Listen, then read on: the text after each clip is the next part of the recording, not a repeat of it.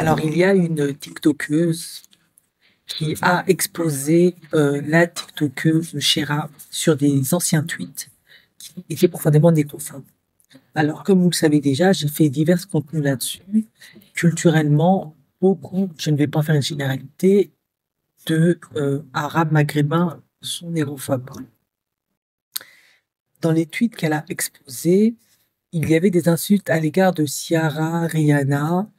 À ce niveau, je vais pas trop me prononcer parce que les artistes, les personnalités publiques se prennent tout un tas d'insultes, même si c'est pas les plus appropriés. Et ça, malheureusement, ça fait partie du game, hein. Tu décharges ta frustration, ton mécontentement. Voilà. Concernant le tweet sur les niafs, moi, j'ai grandi euh, en cité avec eux. Et ben, les Maghrébins, ils m'ont traité de Kaloucha Kalouchef. Et les hommes noirs m'ont traité de niafou. Donc pour moi, personnellement, je vais partir du postulat qu'elle a récupéré ça chez eux. Elle n'a fait que reprendre ce qu'elle a entendu, se disant que c'est des choses qui se disent, etc. D'autant plus que la TikTokocide a fait un article qui, moi, pour le coup, mais ça n'engage que moi, m'a profondément choqué. Le Figaro fait carrément un article en expliquant le mot niafou et en expliquant que niafou, c'est un mot bambara qui veut dire une femme noire comme ça et que ce serait Mokobé qui aurait mis ça en avant. Alors, c'est possible que niafou veut dire ça. Moi, je connaissais pas ce mot-là. En tout cas, j'ai jamais entendu mes parents l'employer ni mes oncles. Chez moi, on n'employait pas, donc je sais pas. Moi, j'ai plus l'impression que ça vient de l'argot. Mais je peux me tromper. Peut-être que certaines personnes ont une meilleure connaissance de la langue bambara que moi. Et effectivement, ça va peut-être dire ça. Mais quoi qu'il en soit, c'est profondément péjoratif. Et en tant qu'homme noir, quand tu utilises ça et que ça rentre carrément plus ou moins dans un article de Figaro et que c'est utilisé de manière, en tout cas, c'est très mal utilisé par d'autres personnes. C'est dommage. Donc, de nouveau, Mokobé, homme noir, c'est de leur faute. À force de dénigrer les femmes noires, etc., d'avoir du mépris pour elles, ben voilà. Autre tweet qui est sorti. Elle a mis en avant maintenant des tweets beaucoup plus négrophobes, où Shera écrit à des connaissances à elle, utilise le mot sale noire, nègre et tout le tintouin. Shera, il me semble, s'est expliqué là-dessus. Elle a dit que c'était délire entre potes, etc. Ce que je vais dire, ça va peut-être pas plaire à beaucoup. Je ne dis pas ça pour la disculper, mais elle a super raison. Et je vais vous expliquer pourquoi.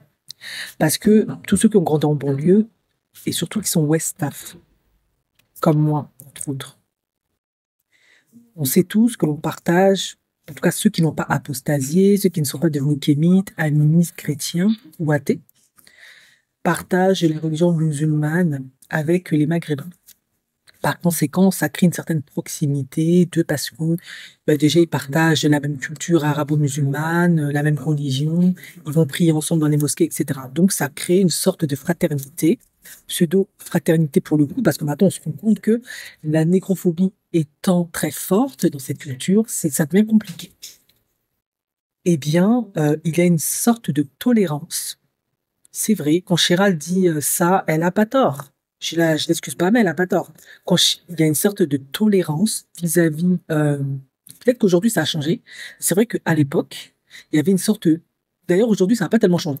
Mais il y a une sorte de tolérance vis-à-vis des Maghrébins qui se permettent de traiter de Karloucha, Karlouchette, noir ou je ne sais pas quoi, ou ils ont leur appellation pour dire esclave ou je sais pas quoi, parce que il y a ce partage religieux qui est là.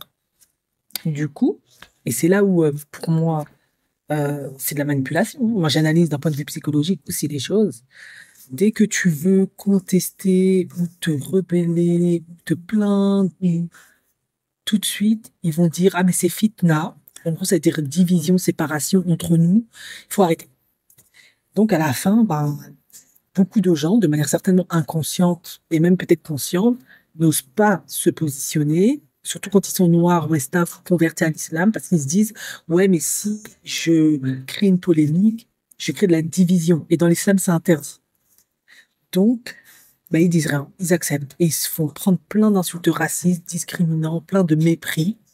Alors qu'en réalité, fitna, il y a depuis. Parce que dès l'instant où tu tiens des propos racistes à l'autre, tu le rejettes, tu le méprises, tu ne l'acceptes pas tel qu'il est, il ne fait pas partie de ton groupe d'appartenance. C'est que de l'hypocrisie et c'est que fictif. Donc, en fait, il y a déjà séparation, en fait. Pour qu'il y ait pleinement groupe, intégration, bah, il faut qu'il n'y ait plus de racisme et de discrimination. Tu dois l'accepter comme il est à part entière. Et vous avez bien vu, on le sait maintenant, dans la plupart des cas, quand tu veux épouser leur sœur, ils ne veulent pas. Quand il faut épouser une femme noire, ils n'aiment pas. Tout est lié à la couleur noire. Voilà, la négrophobie. Donc, pour moi, fitna, il y a depuis toujours. Faut arrêter de faire genre. C'est juste de la manipulation. Et puis, bien évidemment, les esprits les moins critiques, bah, ils tombent dans le panneau, en fait. Du coup, bah, ça explique pourquoi maintenant il y a des mouvements comme le kémitisme, processus naturel d'opposition, parce que bah, il y en aura la casquette, en fait. Les gens en ont marre d'être pris pour des cons. On va dire ça comme ça. Donc, en gros, qu'est-ce que je veux dire? Quand tu vois Shira, qui après fait son blackface, explique que c'était pour soutenir, etc., etc. Il est clair, et je vais jamais mettre en doute que Shira a grandi, elle a grandi à Mantes-la-Jolie, donc elle a forcément grandi avec des Noirs, des West Staff, etc. Et elle est partie chez eux, forcément. On a tous été plus ou moins dans ce cas de figure-là. Mais il y a un phénomène psychologique qui est très simple. Quand tu aimes beaucoup quelque chose, mais que ta culture, tes valeurs intrinsèques qu'on t'a inculquées, euh, t'interdit d'aimer la chose. Ben, ça crée un mécanisme psychologique comme un court-circuit qui fait que tu vas projeter beaucoup de négativité, beaucoup de pulsions autodestructives sur cette chose. Et pour moi, Shira, ça c'est mon analyse, vous êtes parfaitement en droit de ne pas être d'accord, c'est clairement ça. Il est probable qu'en fait, il y a peut-être une forme de jalousie, peut-être qu'il y a certaines particularités qu'elle a envie, mais parce que dans sa culture d'origine, ben, les Noirs, c'est vu comme inférieur, c'est vu comme des esclaves, la couleur noire n'est pas très appréciée, ben, elle va s'opposer à la chose, tout simplement. Du coup, elle peut traîner avec des Noirs, les côtoyer, de ce qu'elle dit, peut-être même prier avec eux à la mosquée, tout ça, mais au fond d'elle, même si inconsciemment, il y a peut-être certains trucs qu'elle va aimer, elle va rejeter parce que sa culture fait comprendre, tu ne dois pas aimer les Noirs. Voilà. C'est comme un homosexuel refoulé. Il est homosexuel, mais comme dans sa famille, dans sa culture, dans ses croyances, c'est mal, eh bien, il va être homophobe parce qu'il ne veut pas assumer le fait, en fait, qu'il y a quelque chose qui est homosexuel ou il y a quelque chose qui kiffe dedans, dans ça. Enfin, vous avez compris. Du coup, qu'est-ce que finalement il faut en déduire de tout cela? Ben, pour moi, de nouveau, il n'y a rien de nouveau sur le soleil. Cette TikTokeuse aussi a fait un boulot ben, remarquable, mais ça remet toujours devant les yeux à quel point il faut à un moment donné que les personnes noires prennent leurs responsabilités. Soit vous vous positionnez, soit vous ne vous positionnez pas. Et je trouve que elle s'est positionnée contre la négrophobie et c'est plutôt une bonne chose. Parce que ça crée beaucoup de dérives et de situations de complaisance qui ne devraient pas être.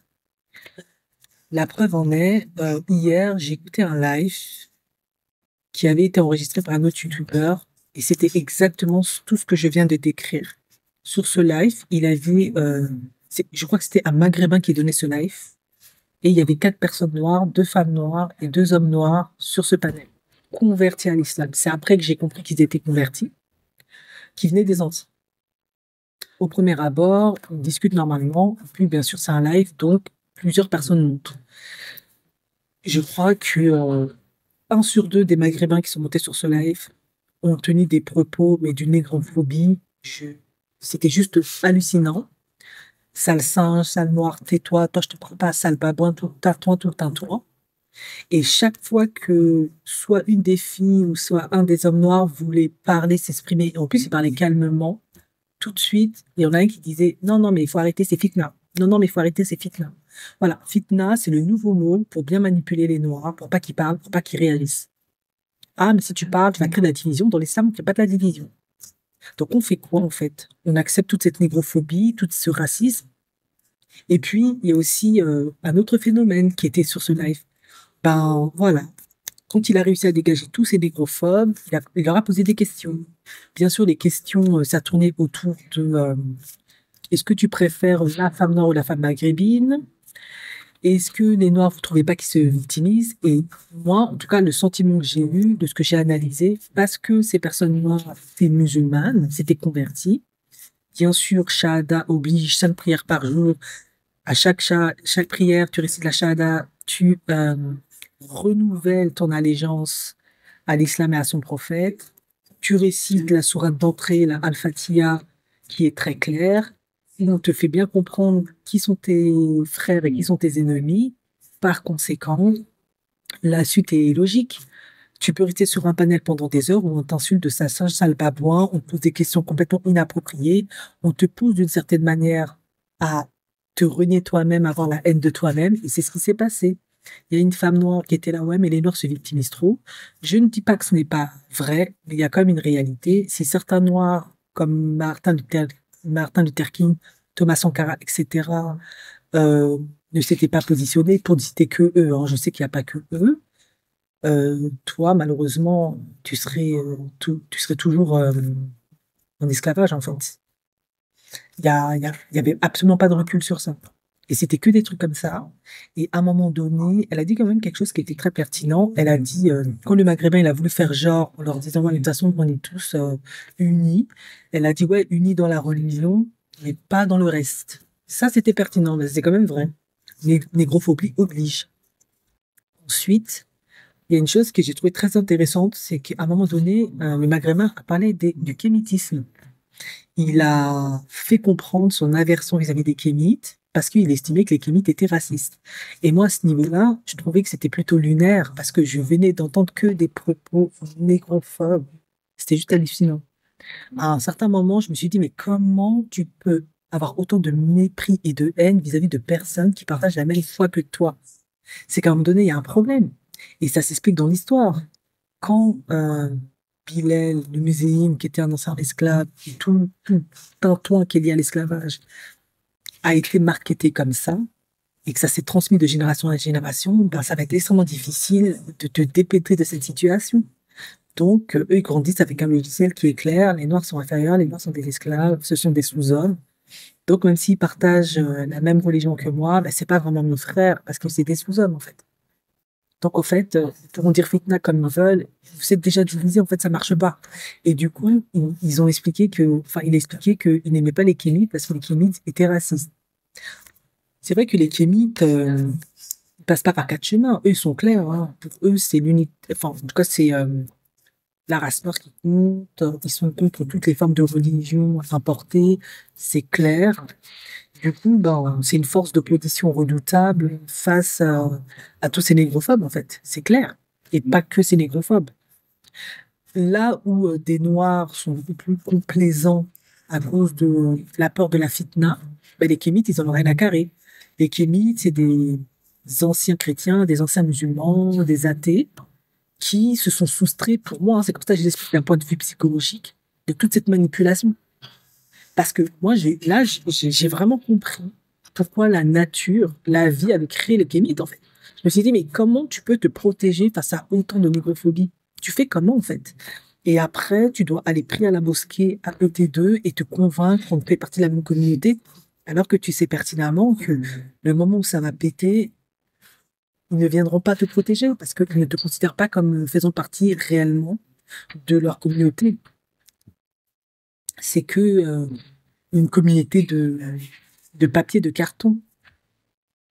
J'ai parfaitement conscience que chaque être humain a un besoin d'appartenance. Ça fait partie de la pyramide de Maslow. Moi, je suis pas kémite, moi, j'analyse tout d'un biais psychologique. Il y a un besoin d'appartenance, c'est parfaitement compréhensible. Mais que fais-tu lorsque ton besoin d'appartenance est remis en cause parce que tu es constamment confronté à de la négrophobie, à du racisme constant? Moi, je me demandais, mais quoi, enfin, je l'ai compris à cause de cette fameuse fitna qui vient tout le temps. Je me suis dit, mais à un moment donné, je suis désolée, comment tu peux rester là sur un panel, tout accepter? Mais c'était horrible. Moi, j'étais complètement outrée. Et puis après, il y a un haïtien qui monte. L'haïtien insulte le guadeloupéen d'esclave parce que eux ne se sont pas soustraits en tout cas de la France. Mais eux, les Haïtiens, oui. Mais c'est un truc complètement lunaire. Mais ça veut tout dire. Il y a, pour moi, personnellement, il y a une grosse manipulation qui est faite. De toute façon, les religions, c'est l'opium du peuple, hein. On peut croire en Dieu, etc., mais il faut quand même pas nier le fait que c'est quand même, ça a quand même été régi par des humains pour des raisons, voilà, pour un certain contrôle des masses. Mais à un moment donné, je suis désolée, comment tu peux te protéger face à autant de nécrophobie? Bah, il y a une contre-réaction. Et ils sont étonnés de cette contre-réaction. Ben, certains vont apostasier, certains vont aller chez les chrétiens, certains vont devenir des kémites et ils vont vous faire la guerre parce que c'est juste too much en fait. Et en gros, pour revenir à Shira, ben, moi, je connais l'origine du problème, hein. Elle a grandi avec des hommes noirs qui dénigraient constamment la femme noire, pas tous, mais beaucoup. Elle a intégré ça comme une normalité. Elle a repris. Probablement, elle s'est dit, bah, si eux, ils le font, moi, je peux me permettre de le faire. Voilà. Sauf qu'après, ça va trop loin. Plus certainement aussi le côté culturel, négrophone, qui réside dans les pays arabes. Et on en est là. Et c'est dommage, parce que elle a du succès, elle a perdu des contrats et tout le temps à cause de ça. Je pense que pour moi, je ne dirai jamais assez, la responsabilité, d'une certaine manière, incombe aux personnes noires, en fait. Ils ne font pas assez de travail de sensibilisation par rapport à la traite arabo-musulmane, par rapport à la négrophobie, à cause de ce fameux fitna, là. Et les autres, ben, on parle pas trop de ça parce qu'ils ne se sont pas directement concernés, vu que eux, ils ont plutôt vécu plutôt soit la colonisation, soit le commerce triangulaire fait par les Blancs. Et du coup, ben, ça crée un vacuum qui permet tout et n'importe quoi. Et le seul rempart à ça, ben, c'est le guénitisme, en fait. Qu'on les aime ou qu'on les aime pas, ben, eux, ils blaguent pas. Et et les Maghrébins, je l'ai vu, ils ont profondément en aversion les kémites. En tout cas.